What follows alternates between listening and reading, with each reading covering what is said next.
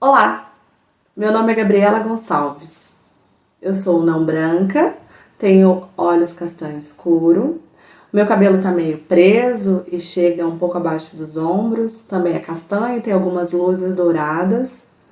Eu tô vestindo uma blusa preta com estampas de flor branca.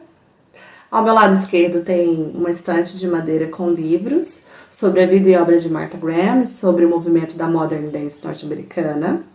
Atrás de mim tem uma parede branca e eu estou sentada com as mãos apoiadas sobre uma mesa verde. Eu sou artista, produtora cultural, pesquisadora, sou graduada em bacharelado e licenciatura em dança pela Universidade Federal de Viçosa e mestre em artes cênicas pela Universidade Federal de Ouro Preto, as duas situadas em Minas Gerais. Eu venho aqui compartilhar com vocês um pouco da minha pesquisa do mestrado acadêmico intitulado Princípios Técnicos de Martha Graham, Singularidades de uma Poética. Martha Graham foi dançarina, coreógrafa e professora de dança, considerada pela história como a principal referência da Modern Dance norte-americana. Suas contribuições continuam a afetar e moldar o trabalho de artistas até hoje. Além de ser responsável por criar uma técnica revolucionária que passou a fazer parte do vocabulário da dança de forma permanente, Graham deixou em seu rastro um rico legado de trabalho coreográfico, notável em suas quase 200 criações. Neste curso, daremos enfoque na trajetória coreográfica de Martha Graham, apresentando e trazendo algumas reflexões sobre as transformações técnicas, estéticas e conceituais ao longo de seus quase 70 anos de carreira. Preparados?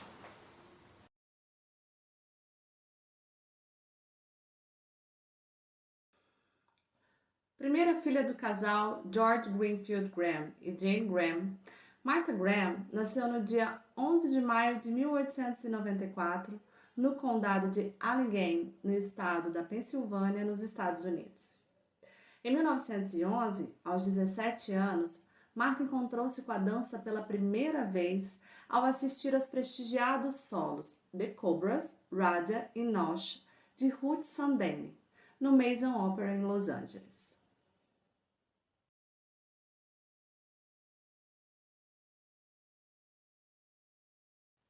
Determinada a dançar, em 1913, após concluir o colegial, Graham mudou-se sozinha para Los Angeles e lá começou a ter aulas de dramaturgia, oratória e discurso na Cam Knox School of Expression. Mas foi somente em 1916, aos 22 anos de idade, que Martha iniciou de fato sua formação e carreira na dança ao entrar para a Danny Shaw School of Dancing and Related Arts, mais conhecida posteriormente por Danny Shaw School.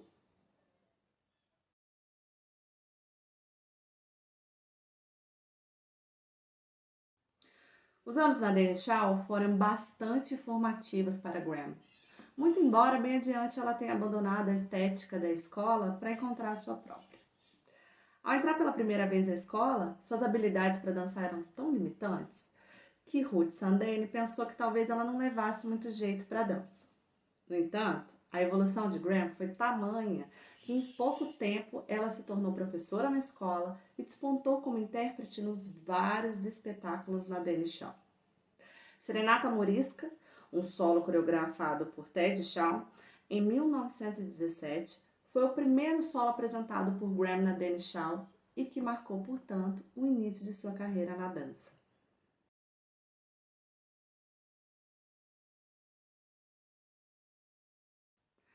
Em 1923, após 7 anos, Graham deixou a Danny Shaw, em Los Angeles, e mudou-se para Nova York, onde se apresentou por 2 anos no Greenwich Village Follies, um local que reunia solos de dança, teatro e música, sob a direção do diretor e produtor teatral canadense John Anderson, que, por meio do entretenimento, tinha o intuito de revelar novos artistas nessas áreas.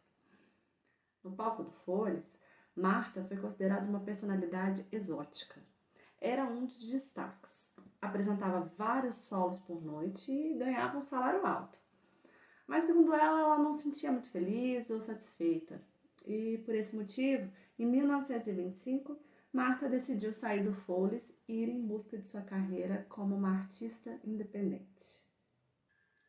No ano de 1926, Graham fundou sua própria companhia, inicialmente pequena e formada por dançarinas mulheres, Martha Graham Dance Group, mais conhecida como The Group, e que anos depois se transformou em sua grande companhia mista, The Martha Graham Dance Company.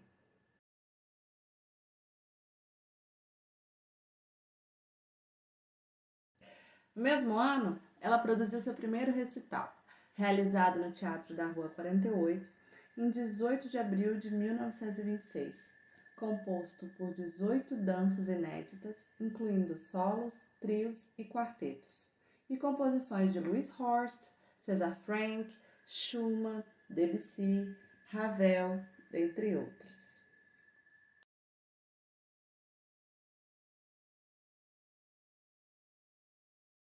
Aqui vale abrir um parênteses para destacar a figura de Louis Horst, um músico e compositor norte-americano que acabou por se tornar uma grande influência, estando presente na maior parte de sua vida e trajetória artística, entre os anos de 1926 e 1948.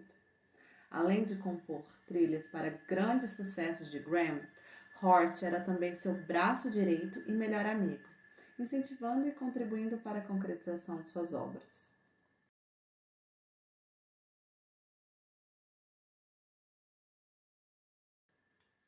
Bom, estávamos falando sobre o início da carreira independente de Graham. As primeiras danças criadas e dançadas por ela e pelo The Group são marcadas por fortes traços reminiscentes da formação de Martha na Danish Shaw. A técnica de Graham estava em seus primórdios, não havia um vocabulário tão consolidado como há atualmente, e nas apresentações também não haviam orquestras, apenas Louis Horst ao piano. Como, por exemplo, o solo The Flute of Christmas, um dos vários trabalhos apresentados por Graham em seu primeiro recital em 1926.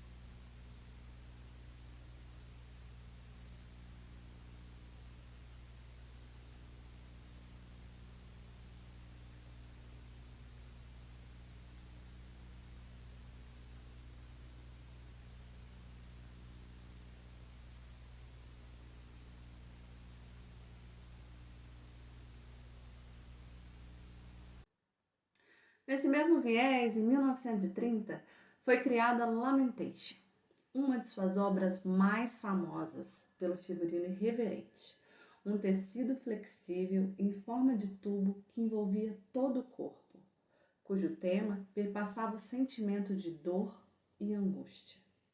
Sobre esta obra, em uma entrevista que consta no vídeo Tributo a Martha Graham, Graham disse: Lamentation é uma dança muito antiga e é sobre um tema muito antigo, a tragédia que obsidia o corpo.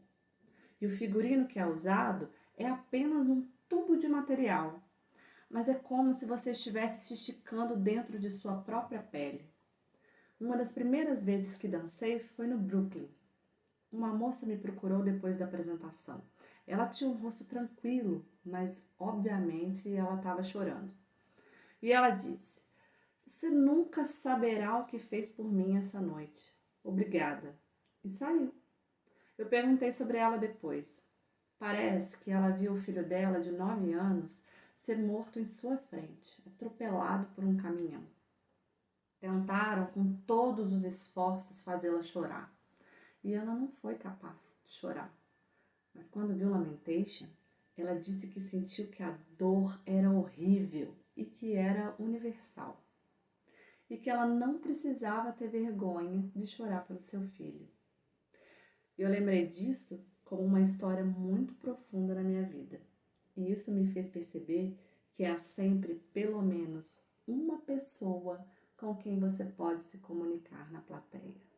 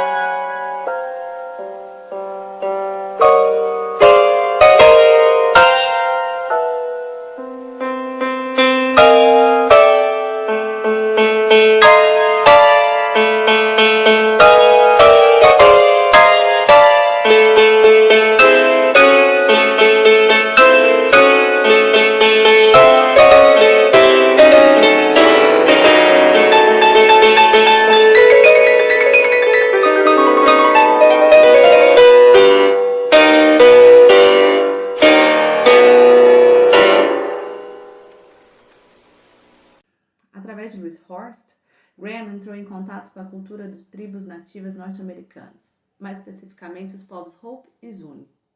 Zuni está localizada em um dos pueblos povoados das cidades de Gallup, Novo México, nos Estados Unidos, que era um lugar onde ela e o Louis Horst, e mais tarde também o seu parceiro Eric Hawkins, visitavam com certa frequência. Podemos dizer que o contato com essas culturas ancestrais trouxe um novo olhar tanto espiritual, porque Graham teve uma criação protestante, era de uma família presbiteriana, quanto de um resgate de uma essência da identidade norte-americana. Além do fato de que as próprias manifestações culturais, como as danças, os rituais, as vestimentas, os artefatos e afins, inspiraram diversas criações de Graham. Entre elas, destacamos Primitive Mysteries, coreografia criada em 1931, que se tratava de uma dança sobre as transformações ocorridas em uma jovem e pura virgem diante da morte e do sofrimento, realizada em 3 fragmentos: Hymn to the Virgin, Crucifixus e Hosanna. Graham interpretava o papel da virgem, vestida de roupa branca de organza, um tecido transparente, como uma flor desabrochando em meio à obscuridade.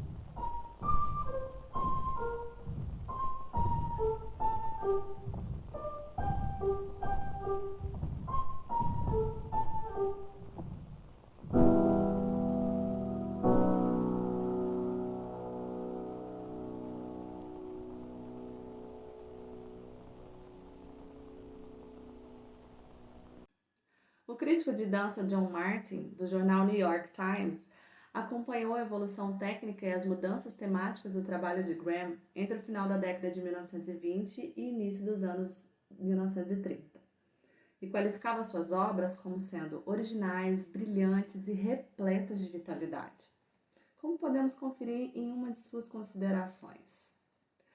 Neste florescimento emocional, a técnica da senhorita Graham carrega da mesma forma a marca da mudança. Ela construiu seu sistema físico sobre a base do movimento percussivo, um impactante esforço muscular e suas consequentes vibrações de recuperação. Em suas composições anteriores e mais defensivas, existia um traço impactante, uma explosão que assumia a importância principal, enquanto as outras batidas seguiam seu ritmo próprio. E agora, sem ter violado as leis do método, ela encontrou o segredo de explodir com impacto sem sonorizar, de forma suave, como o golpe dos gongos suaves do Oriente que começam suas vibrações sem uma percussão inicial. Durante a década de 1930, Graham se consagrou como uma importante voz artística nos Estados Unidos. Em 1931, foi a primeira representante da dança a receber a Bolsa Guggenheim, um financiamento concedido a profissionais das artes que tenham realizado trabalhos excepcionais. Em 1937, o presidente Roosevelt e a primeira-dama convidaram Graham para se apresentar na Casa Branca, um convite também inédito feito a uma dançarina. Ao longo da década, também ocorreram grandes transformações sociais, econômicas, políticas e culturais, onde se buscou novas alternativas de vida e, no caso das artes, novas formas de se expressar. Graham voltou-se para temas muitas vezes americanos, de espírito nacionalista, como em Frontier, solo criado por ela em 1935, de uma maneira tão direta, livre e com tal clareza de propósito que ela parecia esculpir seu território com suas próprias mãos e vontade.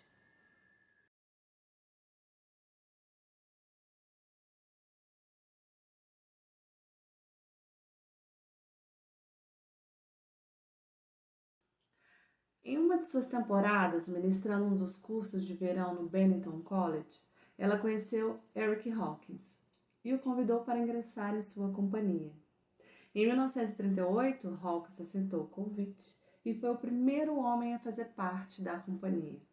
Sua bagagem técnica do balé clássico contribuiu para transformações estéticas e filosóficas no trabalho de Graham.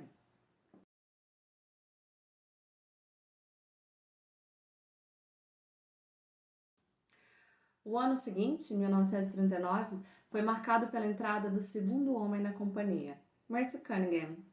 Sua estreia no palco se deu no mesmo ano em Every Soul is a Circus, coreografia esta que pontuou o lado cômico e sarcástico de Graham.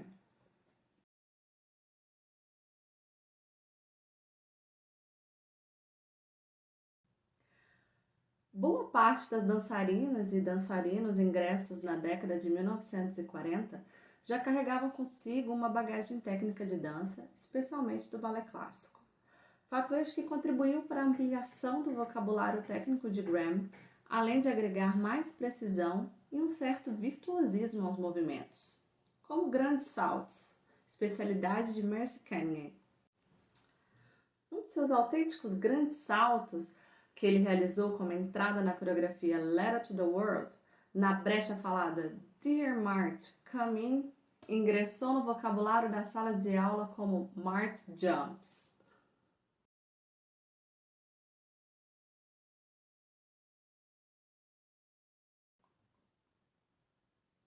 Letter to the World, coreografia criada em 1940, foi inspirada nos poemas, ditos autobiográficos, da poetisa norte-americana Emily Dickinson, cujo tema perpassava a solidão de uma artista que sacrificou sua vida pessoal em nome da dedicação total à sua arte. Graham interpretava The One Who Dances, o lado reservado emocional e passional, ou a paisagem interna de Dixon. Hawk simbolizava o poder de atração do mundo no papel do misterioso Dark Beloved, e Cunningham protagonizava March, o espírito da primavera.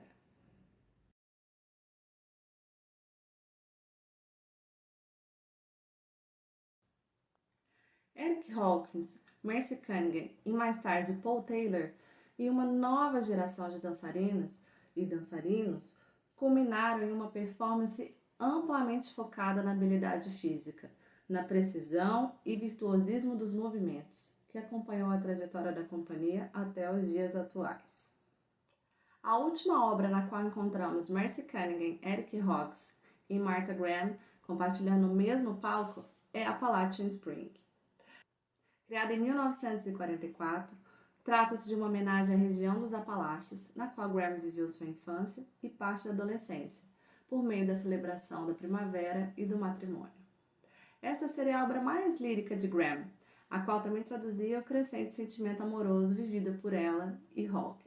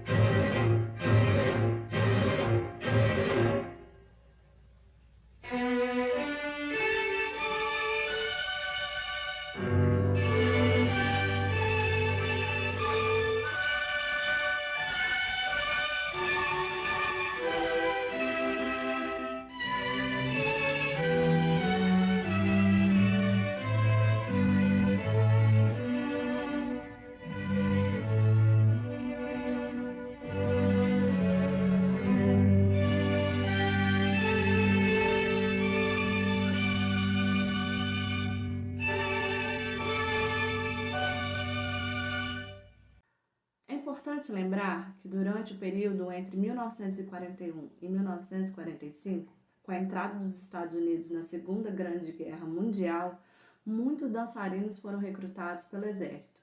Eric Hawkins não foi recrutado. Mas as turnês foram impossibilitadas por motivos de segurança e financiamento, o que, apesar de ter trazido uma atmosfera de instabilidade para a companhia, não impossibilitou Graham de continuar criando e se apresentando.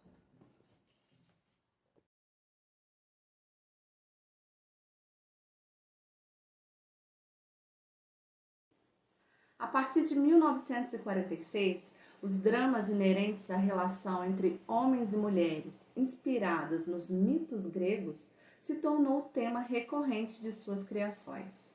Período em sua trajetória que ficou conhecido como Ciclo das Tragédias Gregas ou Ciclo Grego. Graham dizia que seu pai costumava ler histórias dos deuses e deusas gregos antes de dormir. Foi de onde partiu primeiramente seu interesse por esses mitos, o que na década de 1940 se tornou uma grande fonte de inspiração para suas danças. Essa influência também se deve ao encontro de Graham com os trabalhos do psicanalista Carl Jung e do especialista em mitos e religião comparada Joseph Campbell, que na época era casado com Jean Erdmann, uma dançarina da sua companhia. Mitologia também era um tema que despertava interesse em Hawkins, que havia concluído seus estudos sobre civilização grega na Universidade de Harvard em 1930. Este gênero de drama psicológico desenvolvido no ciclo grego de sua trajetória foi uma invenção única de Graham. Cave of the Heart, em 1946, inspirado no mito de Medeia, marca o início deste ciclo. Clytemnestra, em 1958, sobre a Guerra de Troia, compreende o auge deste ciclo das tragédias gregas. Entre outras referências coreográficas dessa época, também podemos citar Errand into the Maze, de 1947, inspirada no mito de Teseu e o Minotauro de Creta. Night Journey, de 1947 também, inspirada em Jocasta, na tragédia de Sófocles, Édipo Rei. E Phaedra, de 1962, inspirada na história de Fedra. Vale ressaltar que todas essas obras têm em comum, além do fato de serem inspiradas nas tragédias gregas, o cenário de autoria do escultor, paisagista, arquiteto e designer de móveis Isamu Noguchi. Importante referência e cuja parceria na construção de cenários se fez presente em mais de 20 criações de Graham. Com as mulheres como protagonistas em muitas dessas histórias clássicas, Graham criou um repertório inteiro de obras reformuladas da perspectiva de uma mulher, um ponto que nunca foi esquecido pelas teóricas feministas. Embora Graham nunca se tenha considerado feminista, encontramos em seu trabalho algumas das representações mais ousadas e multifacetadas da identidade feminina.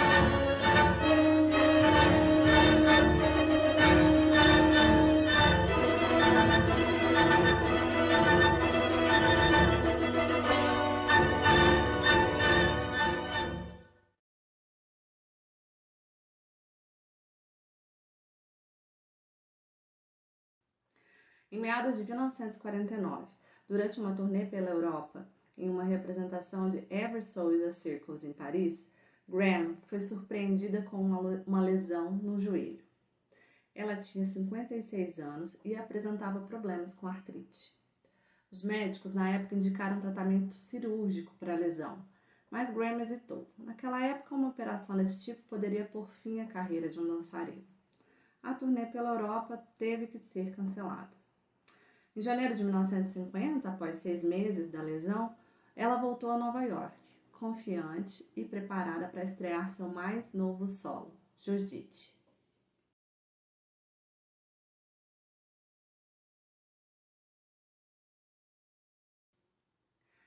Em 1951, Eric Hawkins saiu da companhia de Graham e fundou sua própria companhia.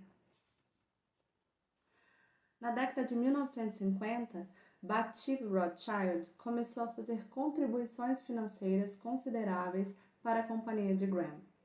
Seu patrocínio viabilizou as turnês mundiais da companhia e investimentos na Martha Graham School of Contemporary Dance, a escola de dança de Graham, que ainda encontra-se em funcionamento em Nova York.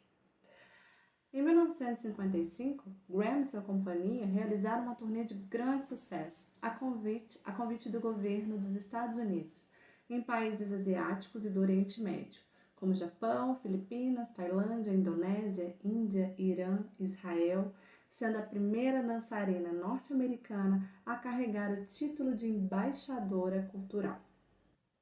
Neste período, Graham já era considerada uma artista consagrada, tanto no território norte-americano quanto mundialmente. A década de 1960 marca a gradual despedida de Martha Graham dos palcos.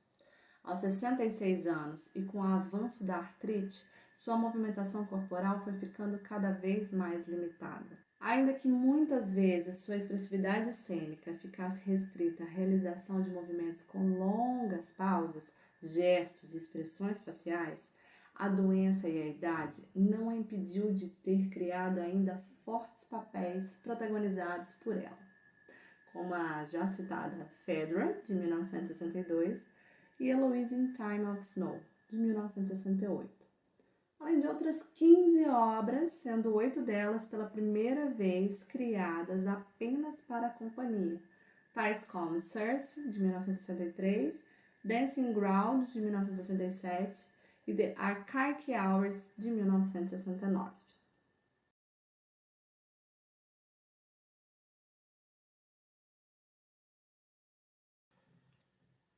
Não podemos deixar de destacar que foi nessa mesma época que importantes dançarinas e coreógrafas brasileiras, responsáveis por difundir a modern dance em nosso país, especialmente a técnica de Graham, estudaram e se especializaram com a própria Graham em seu estúdio em Nova York, nos Estados Unidos, e com professores oriundos de sua companhia. Como, por exemplo, Vera Kumpera, que estudou com Graham no início da década de 1960, Ruth Rachou, nos anos de 1967, 1969 e 1970, Julia Reichel, entre 1969 e 1971, Ceci Frank, entre os anos de 1969 e 1971, e Holly Kavreau, norte-americana radicada no Brasil a partir dos anos de 1966 ou 1967 a 1974. Ruth Rachou afirmava que até o final dos anos de 1950 não se sabia nada sobre o trabalho ou a técnica de Martha Graham aqui no Brasil.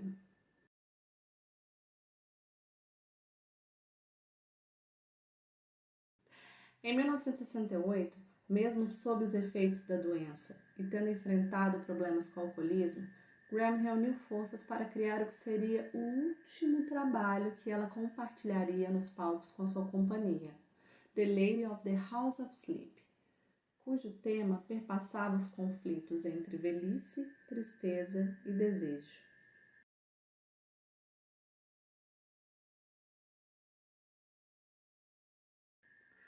Em 1969, finalmente, aos seus 75 anos, com extrema relutância, Graham anunciou que não iria mais dançar. O afastamento dos palcos instaurou nela uma profunda depressão que, associada ao alcoolismo, fez com que fosse hospitalizada muitas vezes. Somente em 1972, após 3 anos afastada de quase todas as suas atividades, Graham superou suas limitações e resolveu reassumir a direção de sua companhia e administrar novamente suas aulas, tendo produzido ainda mais 34 danças inéditas, incluindo algumas remontagens. Em 1976, 4 anos depois de seu retorno, o então presidente dos Estados Unidos, Gerald Ford, concedeu a Martha Graham na Casa Branca the Presidential Medal of Freedom, atribuindo ao seu trabalho a personalidade e a qualidade de tesouro nacional. Foi a primeira vez que uma figura da dança foi tão amplamente homenageada. As décadas de 1970, 1980 e início dos anos de 1990 seguiram com criações e apresentações realizadas somente pela companhia, tais como Lucifer, de 1975, que contou com as participações de Margot Fontaine e Rudolf Nureyev, Acts of Light, de 1981, The Rite of Spring, de 1984, uma releitura da Sagração da Primavera, de Igor Stravinsky, entre muitas outras. Podemos dizer que o foco na carreira de Graham voltou-se, portanto, e em parte, para a preservação do trabalho realizado ao longo de toda a sua trajetória artística. Nas últimas 3 décadas, de 1970, 1980 e início dos anos 1990, sua técnica já apresentava um vocabulário consolidado que se aproxima das referências atuais. Mesmo com os diferentes olhares metodológicos de cada um de seus discípulos, professores e atuais integrantes de sua ainda existente companhia e escola. Após o retorno de uma turnê internacional na Ásia, com sua companhia em 1990, Graham acometeu-se com uma pneumonia que seu corpo não foi capaz de recuperar. Veio a falecer no dia 1º de abril de 1991, poucas semanas antes de seu aniversário.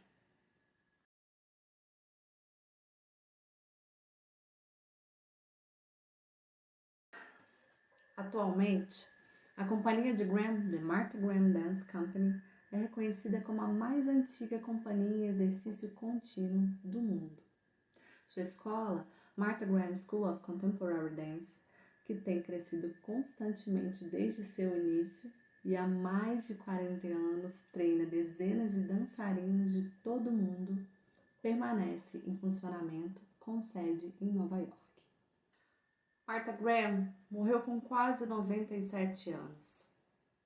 Foi uma mulher de temperamento forte, determinada, extremamente exigente, que acreditava ao mesmo tempo em Deus, na disciplina do trabalho e na intuição.